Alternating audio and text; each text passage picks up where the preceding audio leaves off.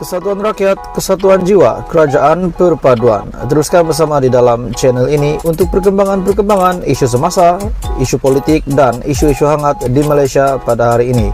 Jangan lupa teruskan bersama di dalam channel ini. Tekan butang like, share, dan subscribe channel ini untuk perkembangan terkini politik di Malaysia.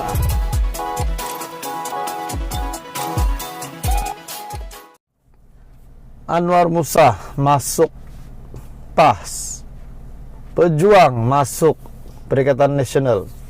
Ada yang kata pejuang masuk Pakatan Harapan untuk menyelamatkan diri supaya PRN pada tahun hadapan, pada tahun 2023, PRN ada slot untuk pejuang sekiranya mereka join kerajaan pada hari ini.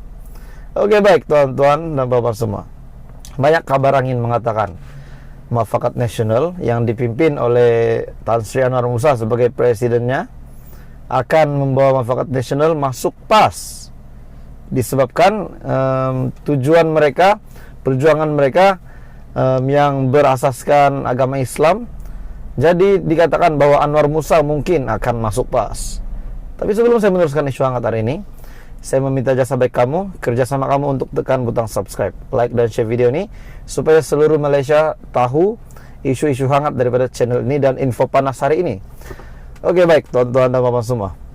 Adakah Anwar Musa akan menyertai PAS seperti yang dinyatakan di dalam Syahbudin.com ataupun beberapa media yang lain? Ataupun Muafakat Nasional ataupun Anwar Musa akan join kerajaan perpaduan? Oke, sekiranya Anwar Musa masuk kerajaan perpaduan, masuk Pakatan Harapan, kena ingat ada Barisan Nasional. Ada Barisan Nasional yang menjadi kerajaan hari ini. Dan UMNO yang baru-baru saja telah melucutkan jawatan Tan Sri Anwar Musa. Pejuang pula aku nak kata. Oke, pejuang. Bagaimana komen anda tentang pejuang? Setelah Mahathir letak jawatan pengurusi pejuang, pemangkunya anaknya yaitu Mukhris Mahathir. Setelah itu beberapa lagi pemimpin yang lain pun meletakkan jawatan. Saya lihat tuan-tuan semua, habislah pejuang. Tun Mahathir pun tak dapat uang taruhannya balik, Mukhris Mahathir pun sama. Bahkan Mahathir kalah di tempatnya sendiri, Parlimen Langkawi. Sudahlah kalah, tak dapat uang deposit lagi. Jadi ini kejatuhan yang nyata untuk pejuang pada hari ini. Walaupun memang kita tahu positifnya, mungkinlah beberapa tahun akan datang lagi mereka boleh bangkit beberapa waktu lagi. Tapi yang saya nak cakap hari ini, siapa yang Mukhris Mahathir pilih? Siapa yang Anwar Musa pilih?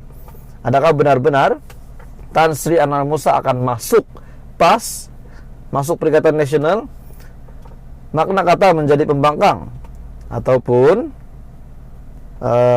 pejuang masuk Pakatan Harapan, menyokong Anwar Ibrahim, menyokong Barisan Nasional? Adakah Mahathir Mohamad akan rekomen anaknya Mukhris untuk membawa pejuang masuk Pakatan Harapan? Ataupun adakah Anwar Musa akan tetap masuk PAS bersama dengan Muhyiddin Yassin? Sedangkan baru-baru ini juga ada kenyataan daripada Anwar Musa berkenaan dengan duit berjuta-juta di bilik Muhyiddin. Adakah Muhyiddin akan membenarkan ataupun rekomen juga Tan Sri Anwar Musa masuk PAS? Adakah beliau akan bersetuju dengan Hadi Awang sekiranya Hadi Awang menerima Anwar Musa masuk PAS? Jadi tuan-tuan dan bapak semua, di mana mereka akan pergi? Anwar Musa, Mukhris Mahathir, dan mungkin beberapa pemimpin yang lain. Jadi tuan-tuan dan bapak semua, saya berpikir kalau anda semua tanya saya, kalau kamu tanya saya, saya rasa bagus pejuang masuk Pakatan Harapan, Tan Sri Anwar Musa pun masuk Pakatan Harapan, bantu kerajaan perpaduan. Betul tak? Sekiranya anda mempunyai komen, anda kata pejuang sepatutnya masuk PN, Anwar Musa sepatutnya masuk PN. Oke, tak apa, tidak masalah. Anda boleh komen di bawah. Jadi apa pendapat anda? Tolong share video ini supaya seluruh Malaysia boleh beri pendapat melalui video ini. Teruskan bersama di dalam channel ini. Terima kasih Malaysia. Salam sejahtera Malaysia. Selamat pagi tuan-tuan dan puan-puan semua. Isu hangat yang saya nak kongsi dengan kamu hari ini, pagi ini, saya berpikir tuan-tuan dan puan-puan semua, siapa yang layak untuk menerajui UMNO, menerajui Barisan Nasional. Selepas banyak kabar angin mengatakan ada pemilihan UMNO, pemilihan Presiden UMNO, dan ada juga kata sebaiknya Presiden UMNO dan timbalan Presiden UMNO tidak dipertandingkan.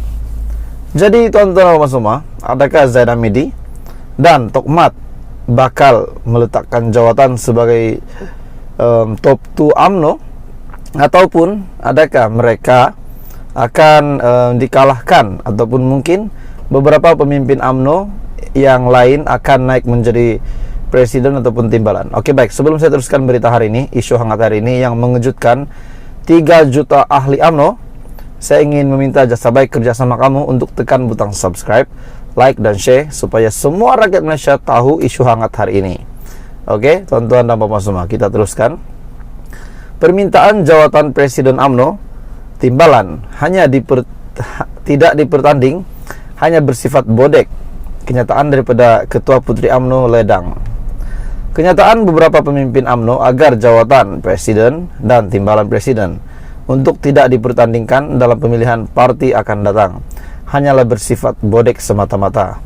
Ketua Puteri UMNO Ledang, Nadira Afika Abdul Rahim, dalam satu kenyataan berkata, ia bukan pendirian lebih 3 juta ahli UMNO di negara. Beliau juga berkata, majoriti ahli parti lebih cenderung untuk melihat demokrasi di dalam UMNO dihidup dan disuburkan semula selepas penangguhan pemilihan parti yang sepatutnya diadakan sebelum ini bagi memberi laluan kepada pilihan raya umum ke-15 ataupun PRU15. Jika sebelum ini alasan penangguhan pemilihan adalah disebabkan tidak mahu berlaku perpecahan menjelang PRU15, justru usai PRU15 seharusnya proses demokrasi yang termaktub dalam perlembagaan UMNO dapat dihormati dan dipatuhi. Maknanya, kesediaan seluruh parti sebelum PRU15 yang tidak menukar top 5 UMNO adalah strategi supaya tidak ada perpecahan berlaku di dalam UMNO.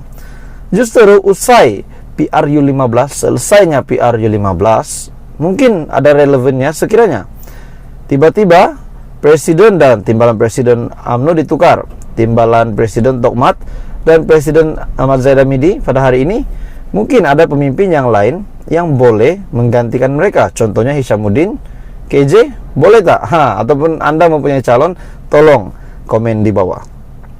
Cadangan agar jawatan utama, terutamanya Presiden, tidak dipertandingkan juga dilihat memperlekeh kebolehan Presiden UMNO Datuk Seri Ahmad Zaid Hamidi dalam mempertahankan jawatan yang disandangnya. Sebelum ini juga beberapa pemimpin, termasuklah ketua-ketua bahagian, mendesak agar 2 jawatan tertinggi parti itu tidak dipertandingkan demi memastikan kesatuan dalam parti. Mengulas lanjut, Nadira berkata, sebagai pemimpin yang bijaksana, Presiden UMNO telah berjaya memastikan UMNO terus berada dalam kerajaan walaupun hanya memenangi 26 kursi dalam PRU15. Tambahnya, sebagai seorang pemimpin yang berdarah pahlawan, Ahmad Zaid juga telah berjaya mendapatkan semula jawatan timbalan Perdana Menteri yang pernah disandang beliau sebelum ini.